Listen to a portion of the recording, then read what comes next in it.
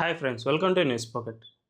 West బెంగాల్లో BJP ఒక కీలక నిర్ణయం తీసుకుంది. అదేమిటంటే బంగ్లాదేశ్ నుంచి వెస్ట్ బెంగాల్కు వలస వచ్చిన మతువా కమ్యూనిటీకి సంబంధించిన హిందువుల కోసం ఏకంగా 1000కి పైగా సిఏఏ క్యాంపులను ఏర్పాటు చేయడానికి బీజేపీ ఆలోచన చేస్తుంది. వీళ్ళందరూ ఇప్పటి వరకు మన దేశ పౌరసత్వం లేదు కాబట్టి వీళ్లకు ఎన్నికల్లో ఓటు వేయడానికి వీలుండదు. దీనివల్లనే వీళ్లకు ఓటు హక్కు రావాలి అంటే వీళ్లకు పౌరసత్వం కల్పించే విధంగా చర్యలు తీసుకోవాలి. మమతా బెనర్జీ ప్రభుత్వం గురించి మనందరికీ తెలిసిన విషయమే. ఆమె సిఏఏ విషయంలో గతంలోనూ చాలాసార్లు వ్యతిరేకించింది కాబట్టి ఈ మతువ కమ్యూనిటీకి సంబంధించిన ఎస్సీలకు ఇప్పటి వరకు సరిగ్గా పౌరసత్వాన్ని జారీ చేసే విధంగా అస్సలు ప్రయత్నాలు చేయలేదు. దీంతో బీజేపీనే దీనిపై ఇనిషియేటివ్ తీసుకుంది. వీళ్ళందరికీ పౌరసత్వం కల్పించడం కోసం ఇప్పుడు 1000కి పైగా క్యాంపులను ఏర్పాటు చేసి తమ కార్యకర్తల ద్వారా వాళ్లకు పౌరసత్వాన్ని కల్పించే ప్రయత్నాలు చేస్తుంది. అయితే ఇప్పుడే ఎందుకు ఇటువంటి ప్రయత్నాలు చేస్తుంది? ఇది ఎన్నికల్లో ఎటువంటి మార్పులు తీసుకువచ్చే అవకాశం ఉంది అండ్ మమతా బెనర్జీని ఓడించడానికి ఇది ఎన్నికల్లో ఏ విధంగా పనిచేస్తుంది అనే విషయాలను ఈ వీడియోలో తెలుసుకుందాం. అంతకంటే ముందు ఈ ఛానల్ను రీసెంట్గానే స్టార్ట్ చేసాం, మాకు మీ సపోర్ట్ ఖచ్చితంగా కావాలి. ఈ ఛానల్ను వెంటనే సబ్స్క్రైబ్ చేసుకోండి అండ్ బెల్ ఐకాన్ను క్లిక్ చేయడం అస్సలు మర్చిపోవద్దు.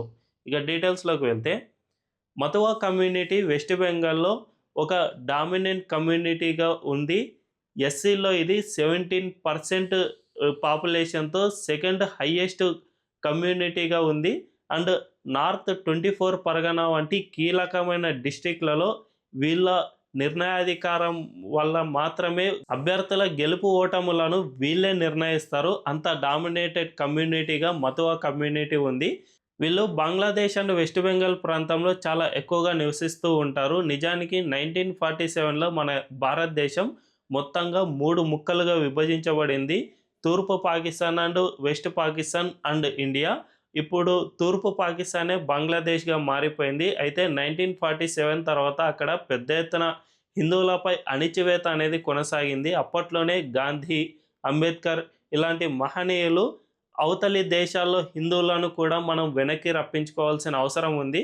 ఇక్కడి ముస్లింలను ఏ విధంగా అయితే వాళ్ళ సొంత దేశానికి పంపిస్తున్నామో మన హిందువులను కూడా వెనక్కి తీసుకురావాల్సిన అవసరం ఉంది అని అప్పట్లోనే నొక్కి చెప్పారు. కానీ అప్పటి ప్రధానమంత్రి అయిన నెహ్రూ దీనిపై అసలు చర్యలు కూడా తీసుకోలేదు.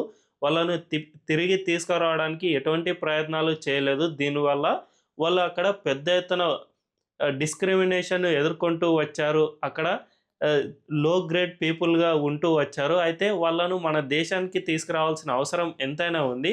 ఇప్పటికీ వాళ్ళపై వివక్ష అనేది చాలా ఎక్కువగా కొనసాగుతుంది. దీనివల్లనే సెంట్రల్ గవర్నమెంట్ మన ఇండియాలో సిఏఏ చట్టాన్ని తీసుకువచ్చింది. 2019లో దీన్ని అమలు చేసేసింది. దీంతో ఆ చట్టం ఇప్పుడు అమల్లోకి వచ్చేసింది. కాబట్టి ఈ చట్టం ప్రకారం రీసెంట్గా కొన్ని నిబంధనలు కూడా సవరించారు. దీని ప్రకారం 2024 డిసెంబర్ లోపు ఎవరైతే మన ఇండియాకు వచ్చేసారో వాళ్ళందరికీ పౌరసత్వం అనేది లభిస్తుంది. 2024 డిసెంబర్ తర్వాత వచ్చిన వాళ్ళు కూడా త్వరలోనే ఈ నిబంధనలు సడలించి వాళ్ళకు కూడా పౌరసత్వం ఇచ్చే అవకాశం ఉంటుంది అని సెంట్రల్ గవర్నమెంట్ అధికారులు చెబుతూ ఉన్నారు. నిజానికి వీళ్ళు మన దేశంలో 2024 కంటే ముందు వచ్చిన వాళ్ళు దగ్గర 30 నుంచి 40 లక్షల మంది దాకా ఉన్నారు అని, వాళ్ళు ఎక్కువగా వెస్ట్ బెంగాల్లోనే నివసిస్తున్నారు అని ఒక అంచనా ఉంది. కానీ ఇంత పెద్ద ఎత్తున వీళ్ళు ఇక్కడ నివసిస్తూ ఉన్న వాళ్లకు మమతా బెనర్జీ గవర్నమెంట్ ఇప్పటి వరకు సరిగ్గా పౌరసత్వం అందించే చర్యలు తీసుకోవడం లేదు. అండ్ వాళ్ళు బంగ్లాదేశ్ నుంచి వలస వచ్చిన వాళ్ళు కాబట్టి వాళ్ళకు మన ఇండియన్ చట్టాలపై సరిగ్గా అవగాహన ఉండదు. ఏ విధంగా పౌరసత్వం పొందాలి అనే విషయాలపై సరిగ్గా తెలియదు. కాబట్టి వాళ్ళకు ఎవరో ఒకరు హెల్ప్ చేయాల్సిన అవసరం ఎంతైనా ఉంది.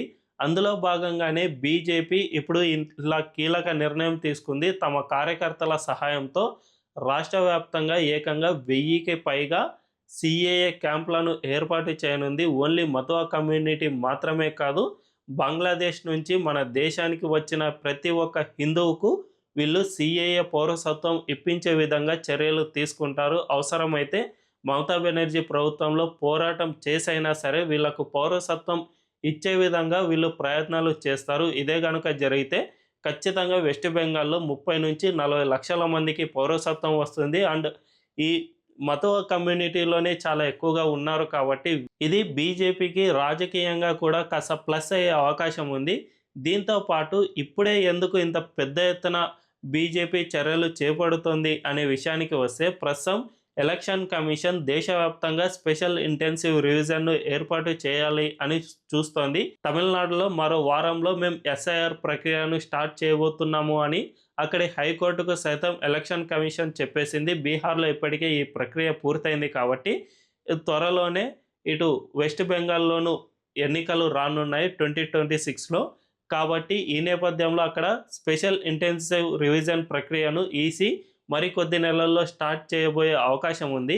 ఈ సమయంలోపే వీళ్ళకు గనక పౌరసత్వం అనేది ఇప్పించగలిగితే ఖచ్చితంగా వీళ్ళు ఎస్ఐఆర్ ప్రక్రియలోనూ నమోదు చేయబడతారు. తద్వారా భవిష్యత్తులో వీళ్ళకు ఎటువంటి ఇబ్బందులు ఉండవు అని తెలుస్తుంది. అందువల్లనే బీజేపీ ఇప్పుడు వీళ్ళందరికీ పౌరసత్వం కలిగించే దిశగా పెద్ద ఎత్తున చర్యలు చేపడుతుంది. ఇందులో ఆర్ఎస్ఎస్ స్వయం సేవకులు కూడా పాల్గొని వీళ్ళకు పెద్ద ఎత్తున సహాయం చేసే అవకాశం ఉంది.